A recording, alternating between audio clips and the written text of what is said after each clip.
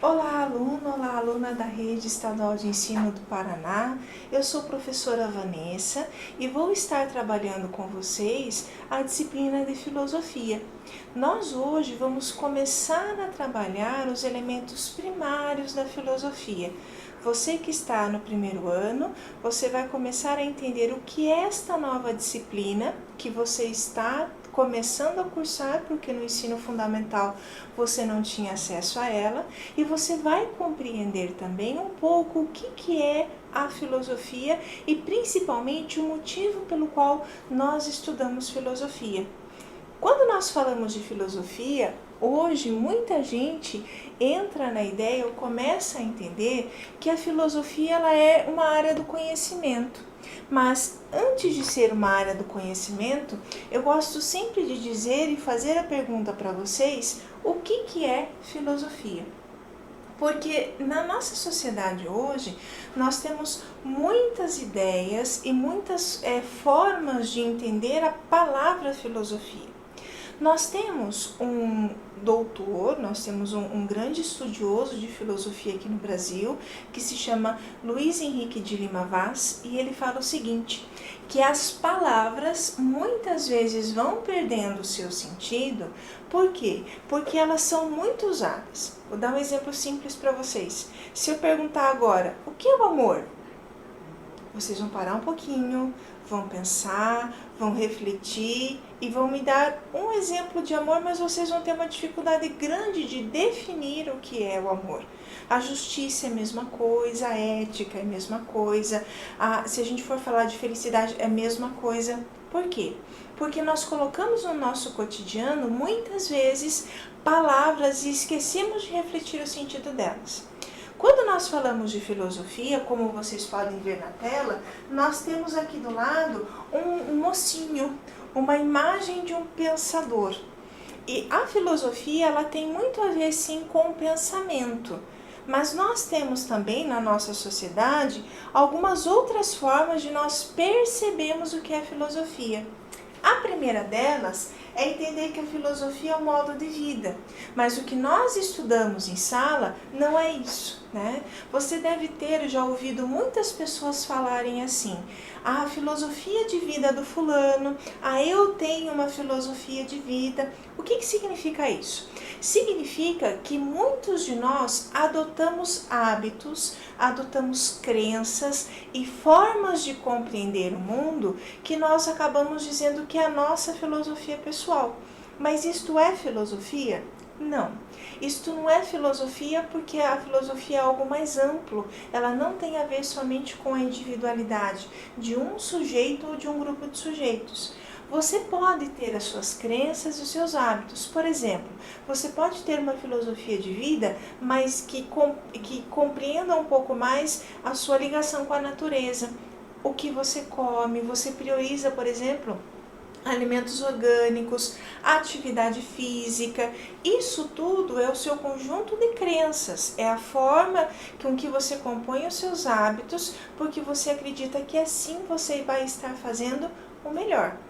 Mas a filosofia que nós que vamos estudar em sala de aula, ela não tem a ver com a ideia de filosofia de vida. Uma segunda forma de compreender a filosofia que está aqui na nossa tela é entender que a filosofia não é um saber.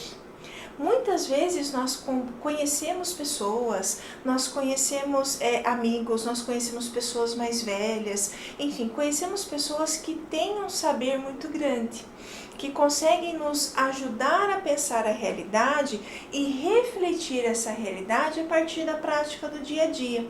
Por exemplo, muitas pessoas de mais idade, elas conseguem dar conselhos, elas têm alguns chavões que fazem com que a gente possa refletir a nossa própria vida. Todos nós conhecemos pessoas de mais ou menos idade que nos ajudam a refletir a vida porque elas sabem mais. elas têm um tipo de conhecimento prático que faz com que elas possam entender um pouco mais a vida e viver de uma forma que, a partir da compreensão delas e da sua, é melhor, ou é mais sábio, ou é mais fácil de entender a vida nesse sentido. Vou dar um exemplo simples. Uma pessoa chega para você, tem um comportamento, a pessoa chega para você e diz assim: este teu comportamento, ele não é necessariamente um comportamento legal. Por quê? Porque ele pode te dar esta e esta consequência. Isto é filosofia? Não. Isto é um tipo de sabedoria prática que a pessoa tem e que ela pode viver para ela ou ajudar os outros. Por isso, a filosofia também não é um saber. Porque o saber, meus queridos, não é só racional, ele é aquilo que a gente coloca na prática do dia a dia. Uma terceira coisa que muitas pessoas acabam entendendo é que a filosofia é um tipo de ciência, e ela não é um tipo de ciência. Vanessa, meu Deus, então o que é a filosofia? Calma lá. Por que a filosofia não é ciência? Porque quando nós falamos de ciência, nós estamos falando do quê? Daquilo que faz com que nós, pessoas, seres humanos, possamos compreender a realidade empírica que está à nossa volta. Vanessa, o que é a realidade empírica? É a realidade concreta. Quando nós falamos da realidade concreta, nós estamos falando do quê? Nós estamos falando da possibilidade que nós temos de refletir aquilo que nós encontramos na realidade. Vamos dar um exemplo simples. Vamos pegar aqui na nossa lousa. Nós temos, um determinado problema, certo? Que problema é esse? Vamos pegar um exemplo bem simples que pode estar fazendo parte do nosso cotidiano de hoje. Por exemplo, nós estamos hoje com uma grande quantidade de formas de vírus, bactérias, transmissões de doenças infecto-contagiosas. Então, nós temos um problema. O que a ciência faz? A ciência pega os fatos que esse problema nos dá. Se nós pegarmos, por exemplo, a dengue, né? Ela vai pegar os fatos. Que fatos são esses? Nós temos um transmissor, que é o mosquito. Nós temos, depois do transmissor, vamos ter aquela pessoa que acaba ficando doente.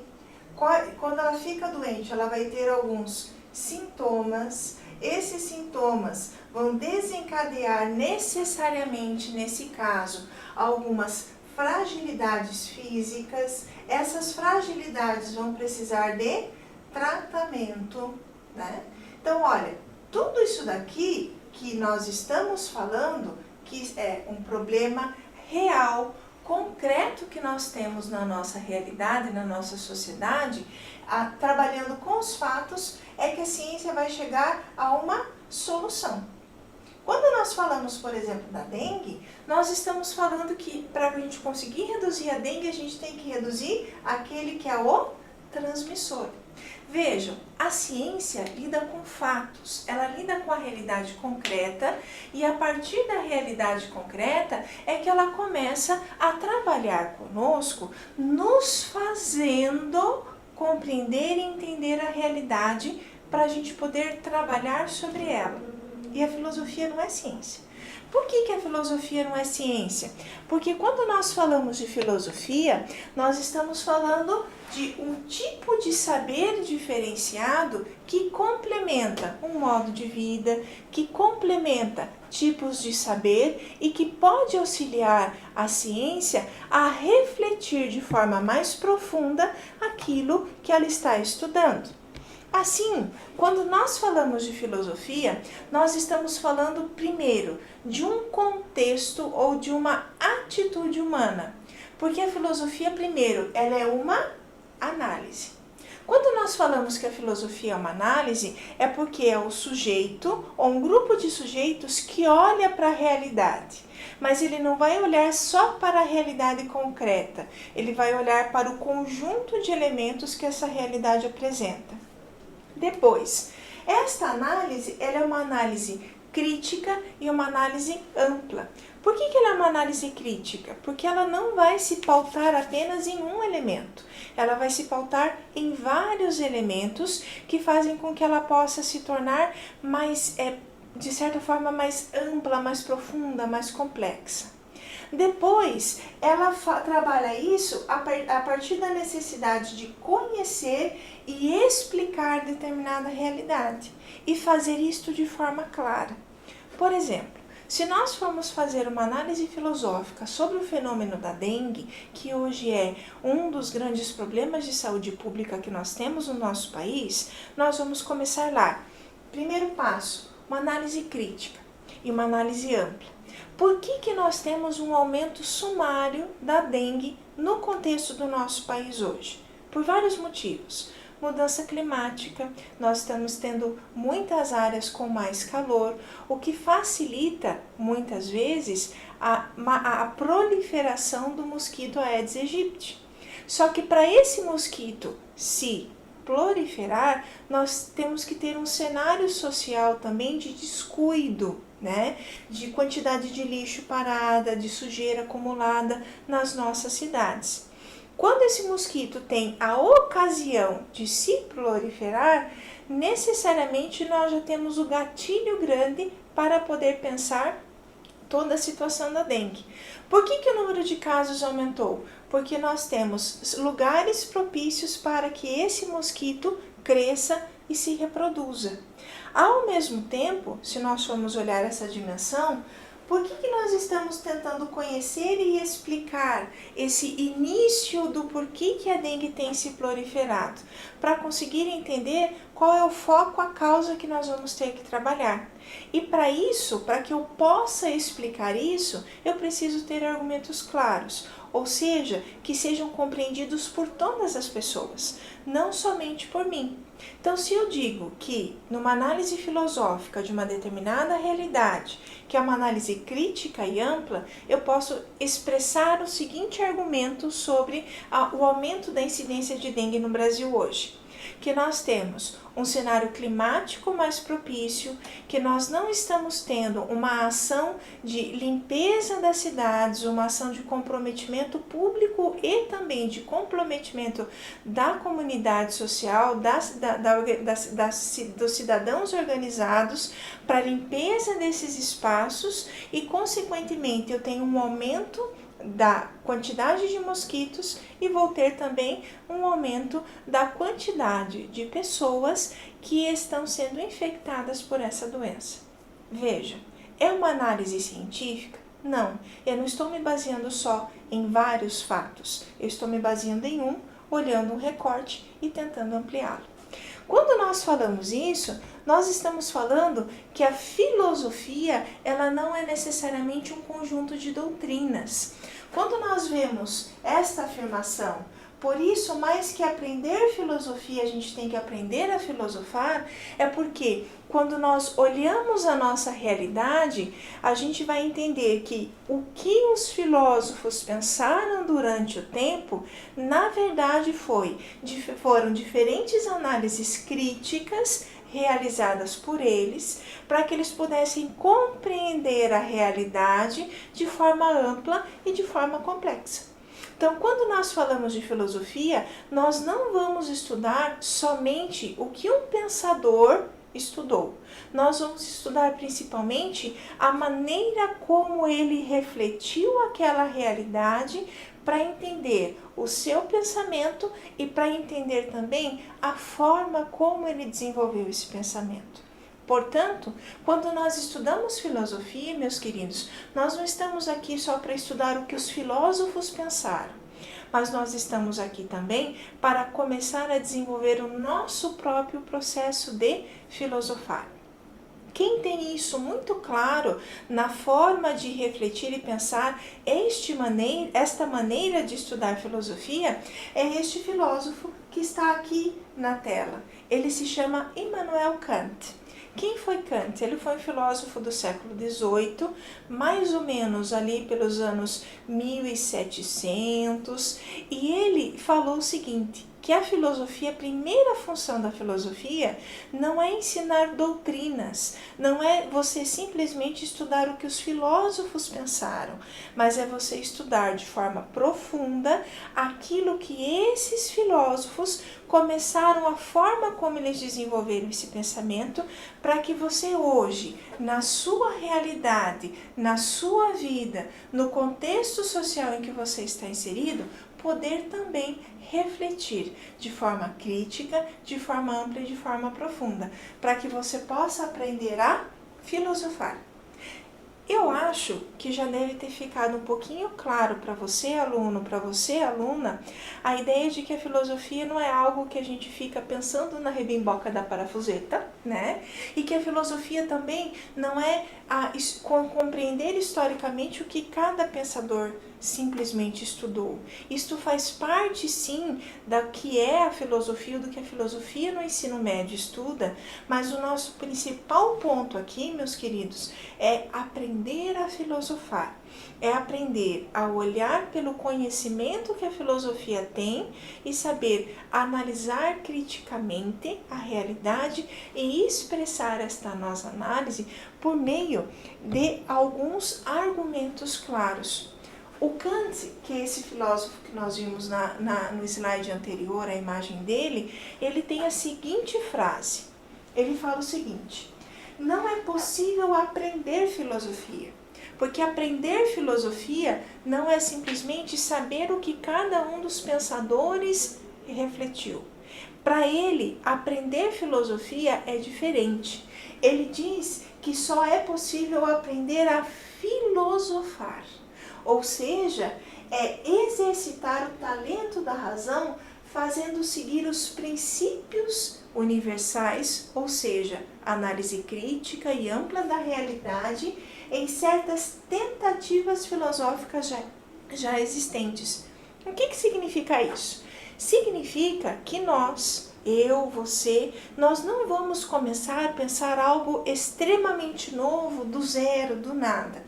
Porque o conhecimento, ele é o quê? Um processo de a gente vai acumulando conhecimentos durante o tempo.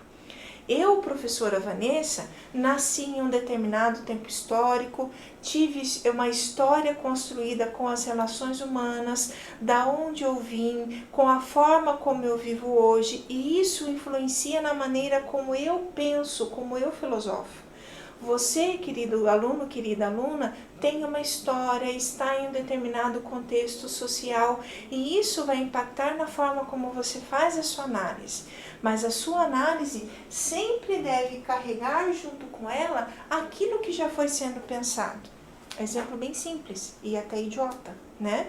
Mas você nunca vai conseguir pensar, por exemplo, de forma ampla, uma realidade da sua vida. Se você é um aluno, por exemplo, que estuda numa cidade ou que mora numa cidade onde a agricultura é a grande fonte de renda da cidade, você nunca vai conseguir refletir de forma ampla e crítica os cenários de produção da sua realidade, da sua cidade, se você não tiver um conhecimento prévio da forma como ele é feito, qual é o impacto econômico que ele tem. Você não vai conseguir fazer isso sem os conhecimentos já existentes. Por isso a filosofia ela é uma análise crítica da pessoa que carrega toda a sua história de vida e que analisa a sociedade a partir dessa história de vida. E importante, isso sempre deve fazer com que a gente deva investigar as coisas. Não significa que eu tenho um processo acumulado que eu só vou dar a minha opinião. Aqui não é opinião.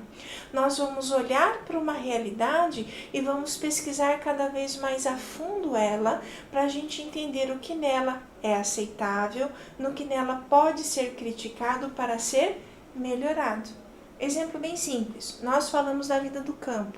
Nosso estado do Paraná é um estado que até a gente tem o slogan celeiro do Brasil, né? Nós temos muita produção em série, muita produção de grandes tipos de cultura, soja, milho, trigo. Se você mora numa cidade que tem esse tipo de produção e você considera, por exemplo, que o grande uso de agrotóxicos pode prejudicar a saúde, para você fazer esta análise, você vai estar aceitando, vai estar criticando totalmente ou criticando parcialmente. Mas isso é uma atitude que você está fazendo, que é uma atitude de investigação. E essa investigação sempre vai chegar à conclusão de confirmar o que aquela realidade está fazendo, vivendo, ou você vai rejeitar totalmente ou parcialmente. Confirmar totalmente ou parcialmente, ou rejeitar totalmente ou parcialmente. Percebam, meus queridos, quando nós falamos então de filosofia, nós não estamos falando primeiro de uma matéria chata que você vai ficar estudando o que os filósofos pensaram ou que você vai ficar pensando na rebimboca da parafuseta, não. Nós vamos trabalhar conteúdos e elementos que fazem com que você possa olhar para a realidade onde você vive e trabalhar esta realidade de forma mais profunda. Quando nós falamos isso, é importante a gente dizer que mais do que estudar filosofia, e é o que nós vamos fazer, nós vamos desenvolver junto com esse estudo o que a gente chama de uma reflexão filosófica. Vanessa, mas o que é uma reflexão filosófica? Eu posso refletir qualquer coisa que eu já vou estar fazendo uma reflexão filosófica? Não, não. A reflexão filosófica, ela tem 3 princípios básicos. Quando nós falamos de 3 princípios, nós estamos falando do tripé que sustenta a análise filosófica. Nós sabemos que os físicos falam que para a sustentação de alguma coisa, o ideal básico é que nós tenhamos pelo menos um tripé. E a filosofia tem esse tripé que sustenta a reflexão que ela desenvolve. Quais são os elementos que compõem esse tripé? Primeiro, a ideia de que ela é uma reflexão radical, que ela é uma reflexão rigorosa e que ela é uma reflexão de conjunto. Vanessa, é uma reflexão radical, no sentido de que ninguém abre mão, o que a pessoa pensa é aquilo, pronto e acabou? Não, nós já vamos ver o que é isso. Rigorosa não significa também que ela vai ser uma reflexão que é imposta. E de conjunto não significa que é o que cada uma das pessoas pensa ou que um grupo de pessoas pensa. Nós vamos ver agora ponto por ponto o que significa cada um desses elementos da reflexão filosófica. Então vamos lá. Quando nós falamos da reflexão radical na filosofia, nós temos 3 bases importantes a serem pensadas. Primeira delas, que a gente tem que entender que a reflexão filosófica ela vem da palavra, o radical vem da palavra raiz. O que é uma raiz? Pense lá.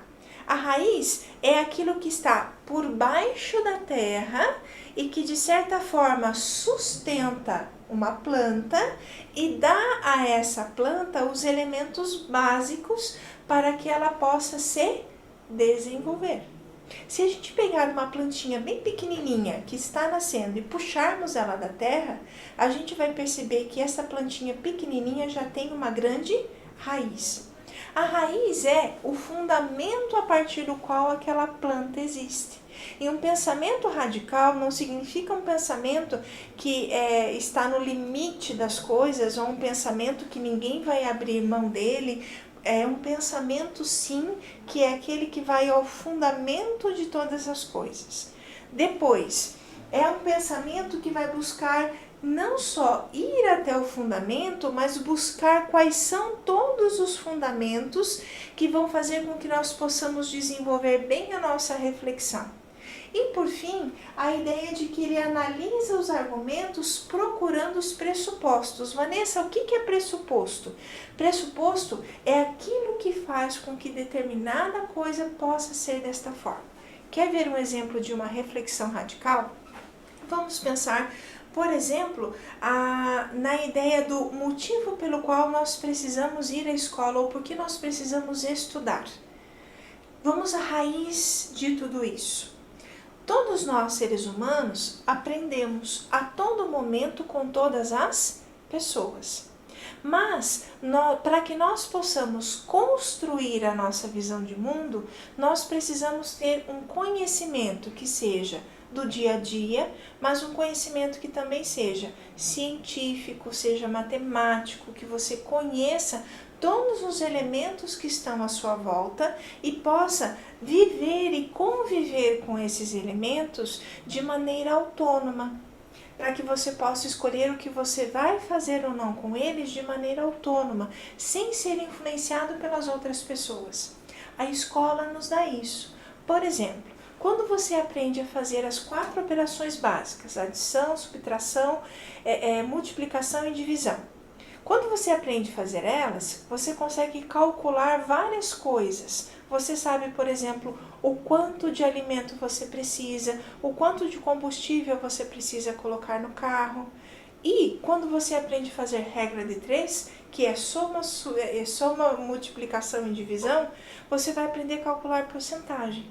Aí o dia que você quiser comprar um produto para sua casa e você não tiver o dinheiro total para comprar aquele produto e precisar parcelar, você vai entender o que você está comprando e qual o valor final daquilo e se vai valer a pena. Exemplo simples, você quer comprar para sua casa um home theater, certo? Você chegando na loja, o valor do home theater, sei lá, é R$1.200. Você não tem 1.200, você tem R$600. Então você negocia com o vendedor, diz, eu vou dar R$600 de entrada e o resto eu vou parcelar. O vendedor fala, beleza. Ele faz os cálculos e diz para você o seguinte, que você então vai parcelar, você deu R$600 e os outros 600 você vai parcelar em 10 vezes em 12 vezes de R$100. O que você está pagando? Você está pagando os R$600 parcelados mais R$600.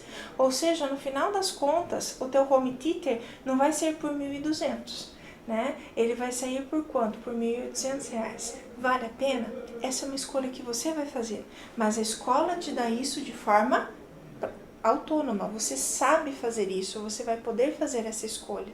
Então, se a gente faz uma reflexão radical do porquê estudar, nós entendemos o fundamento disso. Depois, nós temos uma análise que é a análise da reflexão rigorosa. O que é uma reflexão rigorosa? Ela mantém a coerência entre as partes analisadas. Ela evita ambiguidades e permite a construção de conceitos claros. Vou pegar um exemplo de novo de por que ir para a escola. Se eu fosse fazer uma reflexão, a gente já fez a reflexão radical, de que a escola ajuda você a viver no mundo de forma autônoma, fazendo escolhas autônomas. Agora, se a gente for fazer a mesma análise rigorosa, nós vamos dizer o seguinte, de forma clara e objetiva para vocês. Ir para a escola significa aprender diferentes conteúdos para desenvolver formas de viver no mundo, habilidades para que você possa fazer as suas escolhas futuras. Muitos podem dizer para mim, Vanessa, mas eu só quero terminar o ensino médio. Beleza, mas você vai conseguir operacionalizar uma série de coisas na sua vida a partir dos conhecimentos que você teve na escola. Portanto, uma reflexão rigorosa do porquê estudar está relacionada a que você vai ter uma forma autônoma de poder fazer escolhas sem ser diretamente influenciado pelos outros. Por fim, uma análise de conjunto.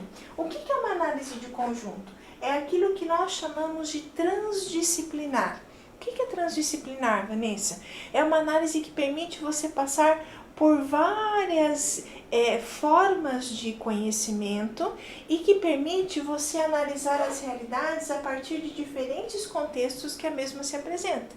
Por exemplo, quando nós falamos do porquê estudar, eu pego um conteúdo de matemática, aplico ele na minha vida para que eu possa fazer uma compra e escolher isso de forma autônoma.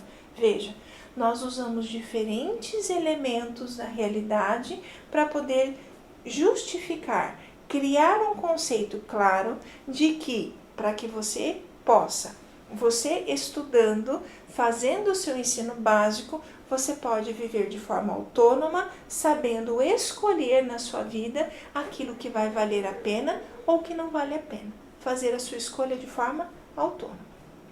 Um último exemplo agora, fazendo uma condensação de todos esses elementos que nós falamos que fundamentam a reflexão filosófica. Se nós formos olhar para todos esses elementos, radical, rigorosa e de conjunto, vamos pegar um exemplo. Eu, Vanessa, tenho a autonomia de escolher comprar uma garrafinha de água. Então, eu vou a um determinado estabelecimento e compro uma garrafa de água. Ponto. Como que eu vou fazer uma análise filosófica desta minha compra, para saber se a escolha autônoma que eu fiz está relacionada diretamente aos meus valores? Primeiro, vamos fazer uma análise radical. Esta água que eu comprei, ela é tirada da onde? Ela é tirada de uma fonte de água mineral que fica em determinado espaço. Segunda pergunta, quem que faz essa retirada, esse trabalho com a água? É determinada empresa. Ela tem quantos funcionários? Ela tem 100 funcionários. Beleza. Qual que é o custo final para ela conseguir produzir uma garrafinha de água? Ela consegue produzir a garrafinha de água por 50 centavos. Ok, eu paguei R$ 2,50. Por quê? Primeira pergunta. Eu fui até o fundamento. Agora eu vou fazer uma análise rigorosa. Vanessa, por quê? Porque desde que a garrafinha sai daquela empresa e chega até a panificadora que você comprou ela tem uma cadeia de pessoas que fazem a logística para levar até o consumidor final. Então, ela sai da fábrica, ela vai para uma distribuidora. Dessa distribuidora, tem toda uma parte de entrega que vai chegar até a panificadora e todas essas pessoas precisam necessariamente ganhar o seu sustento. Beleza. Aí a pergunta é, quanto cada um ganhou? Será que o dono da padaria está ganhando muito nessa garrafinha e está sendo injusto comigo? Ou será que ele está sendo injustiçado por alguém? Outra, vamos agora pensar a análise de conjunto. Para que esta garrafinha seja feita, eu tenho um conjunto de elementos que foram utilizados para que ela pudesse chegar até as minhas mãos. Eu tive a máquina que ajudou a retirar essa água, eu tive o funcionário que ajudou no processo de envase, eu tive o funcionário que fez a logística da fábrica até a distribuidora, eu tive a pessoa que é o dono da padaria que foi até a distribuidora e comprou essa água. Eu tenho uma série de elementos que eu vou juntar todos eles para poder chegar à seguinte conclusão, de que para que esta água pudesse ser comprada, eu tenho todo um cenário por trás. Para que este valor que eu paguei nesta garrafa seja um valor justo, eu tenho uma série de elementos que eu tenho que refletir também. Portanto, meus queridos, a reflexão filosófica ela é uma reflexão que te ajuda a olhar a realidade e não ser simplesmente enganado por essa realidade. Você lembra, nós falamos bastante hoje sobre as fake news. Muitos de nós recebemos diariamente pelas redes sociais, pela conversa com as pessoas, várias fake news, ou seja, notícias falsas. E essas notícias falsas, muitas vezes, se nós utilizarmos esses 3 elementos, a ideia de uma reflexão radical, rigorosa e de conjunto, nós não vamos ser necessariamente atingidos por essas fake news. Por quê? Porque elas vão, de certa forma, vir até nós, elas vão, de certa forma, chegar até nós e nós vamos desenvolver uma análise crítica e ampla sobre elas e não vamos nos deixar manipular por aquelas pessoas que querem que nós possamos ser manipulados. Vou dar um exemplo simples. Nós hoje em dia estamos tendo muitos, no nosso celular, nós recebemos muitas mensagens no WhatsApp, ou então essas mensagens SMS, falando lá, você foi premiado por alguma coisa assim, assim, assim, assado. Clique nesse link e quando você clicar neste link, você vai ter acesso à plataforma onde você vai receber o seu prêmio. Isso é o quê? 99,9% das vezes é fake news. Você clica naquele link, você tem os seus dados capturados. Ou seja, se você não reflete a realidade, você acaba sendo prejudicado por ela.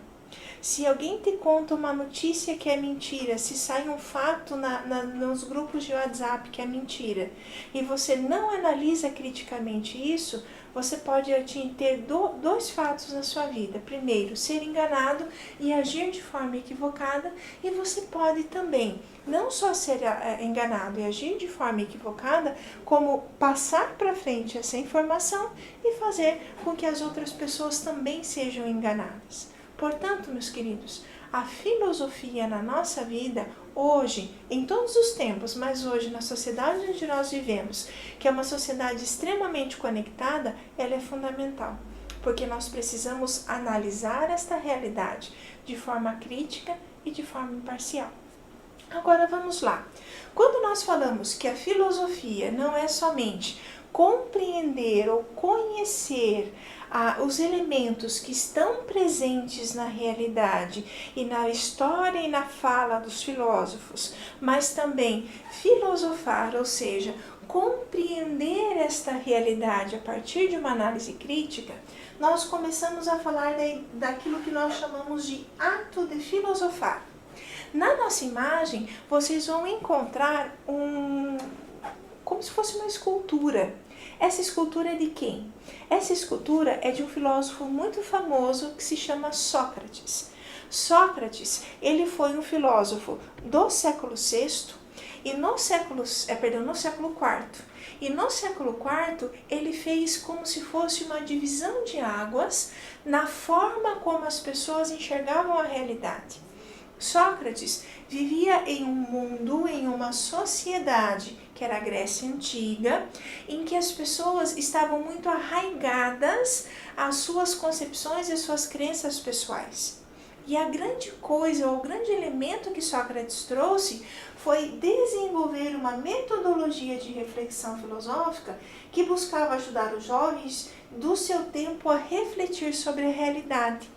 Ele trabalhava com esses jovens para fazer com que eles pudessem olhar para a realidade deles e perceber necessariamente que a visão que eles tinham não era uma visão limitada e não era a única visão possível.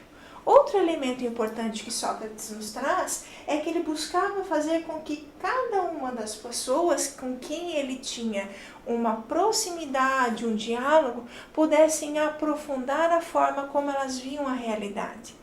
Você lembra do iceberg? Todo mundo sempre lembra da imagem do iceberg.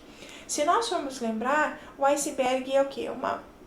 Um bloco de gelo, que em cima ele tem uma parte dele só que aparece.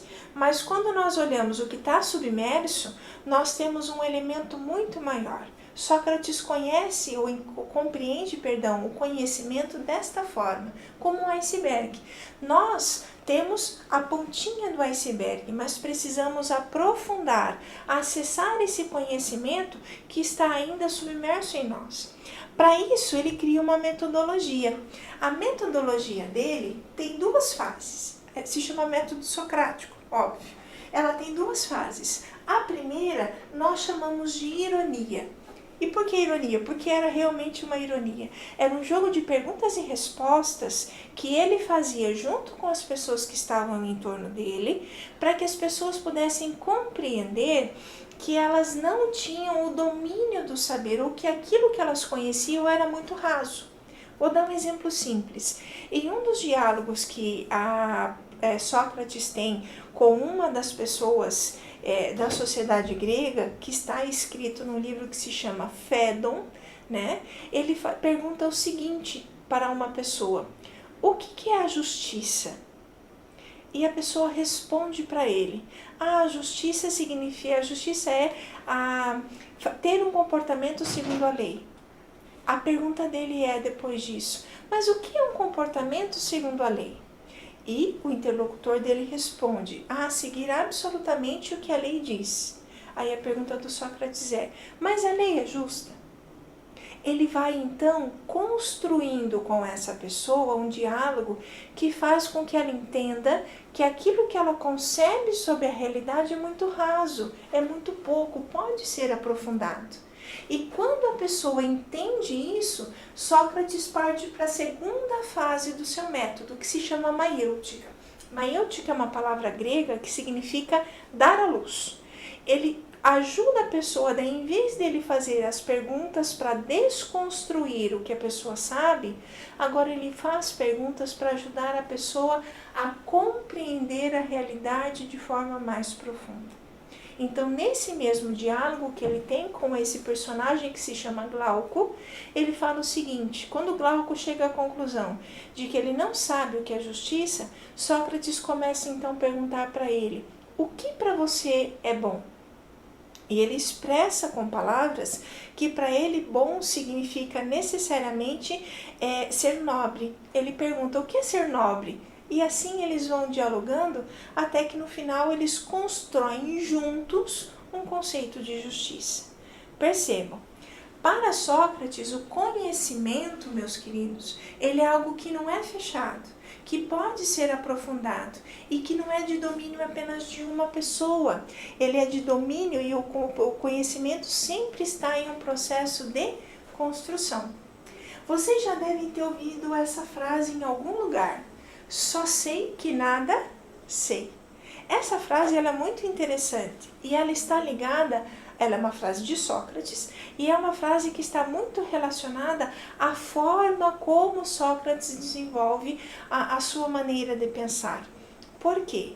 Quando a pessoa chega à conclusão de que o que ela sabe é que ela não sabe, é que ela precisa continuar aprendendo, ou que ela precisa buscar o conhecimento, é que nós temos o ponto de partida para o filosofar.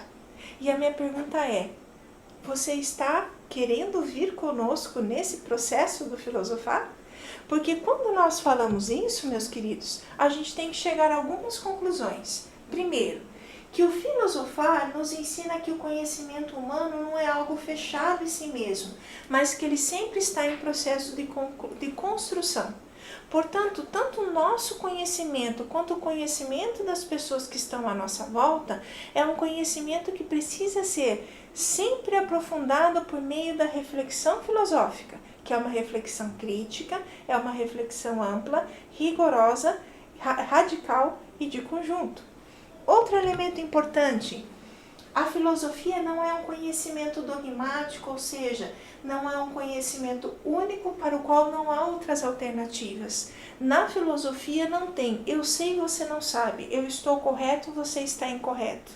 Nós temos na filosofia a ideia de que nós temos uma ideia, um conhecimento, que pode ser sim, muitas vezes, trabalhado de outras formas para que ele possa ser aprimorado. Portanto, não há uma única verdade, há a construção de uma verdade pelo conjunto das pessoas que refletem. Outro elemento importante: podemos comparar a filosofia com uma grande luz que ilumina a realidade, fazendo com que possamos perceber aquilo que até então não tínhamos visto ou então aprendido. Você já deve ter tido a oportunidade de ver uma grande cortina com várias peças de tecido, né? Eu gosto sempre de dar o exemplo, é como se você tivesse o blackout, tivesse uma cortina normal e tivesse aquele véuzinho que vai por cima. O que a filosofia faz é ir abrindo de trás para frente os véus para que nós possamos ir enxergando a realidade de forma mais profunda. É como se primeiro a gente abrisse o blackout, ou seja, entra uma luz. Depois, aos poucos, nós vamos abrindo a segunda cortina, depois abrindo a terceira cortina e compreendendo a realidade cada vez mais. Portanto, meus queridos, na filosofia, nós não temos um conhecimento acabado. Sempre estamos em constante diálogo a partir de argumentos. E quando nós falamos de argumentos, significa que nós refletimos antes de falar. Não é a tua opinião ou a minha opinião. Filosofia não tem opinião, tem argumento. Se você chegar a falar para mim: Vanessa, não concordo do que nada você disse na aula de hoje, eu vou responder para você: perfeito. Por quê? Você vai ter que me argumentar. A filosofia, portanto, ela é feita de argumentos. Quando você traz um argumento novo, nós reconstruímos aquele conhecimento, trazendo elementos que já existiam com elementos novos que esse diálogo propôs trazendo um conhecimento novo. E nesse sentido, meus queridos, eu trago essa pequena chargezinha que vocês podem ver na tela. Aqui nós temos um diálogo entre um personagem e Sócrates, que foi o nosso personagem de hoje. E ele fala o seguinte: estou curioso como faço para ser um filósofo. Então a pergunta da pessoa para Sócrates é: o que eu faço para ser um filósofo? O Sócrates responde: primeiro você deve abdicar das suas certezas. O grande passo, meus queridos, que nós precisamos dar no nosso contexto pessoal e no contexto educacional, quando nós começamos a estudar filosofia, é saber que a filosofia sempre vai trazer elementos que podem entrar em conflito com aquilo que nós pensamos. Isto não significa que a filosofia está correta, mas isso significa que nós precisamos estar abertos a entender que as nossas certezas podem ir sendo aprofundadas. E aqui um elemento importante: muitas pessoas falam que estudar filosofia abala as nossas crenças que podem ser pessoais ou que podem ser comunitárias, que podem ser ligadas a uma religiosidade. A filosofia não faz isso. A filosofia faz você refletir sobre as suas crenças, aprofundar as suas crenças e não deixar as suas crenças. Então, meus queridos, quando nós falamos da disciplina de filosofia, nós estamos falando do quê? Nós estamos falando de uma disciplina que nos ajuda verdadeiramente a olhar a nossa realidade e a procurar, nesta realidade, aprofundar os nossos conhecimentos. Então, muito mais do que só uma disciplina que você vai estudar para fazer uma prova, para poder passar de ano, é uma disciplina que vai ajudar você a olhar para a realidade, analisar essa realidade de jeito diferente e procurar viver, fazer as suas escolhas de forma autônoma. Para nós encerrarmos, eu quero que você faça um pequeno exercício agora, que nós vamos fazer com que você pense. Você vai escrever em uma frase o que é a filosofia. Pode ser assim? 2 minutinhos. O que é a filosofia? Escreva em uma frase no seu caderno agora. Como nós podemos entender ou definir a filosofia? Vamos lá.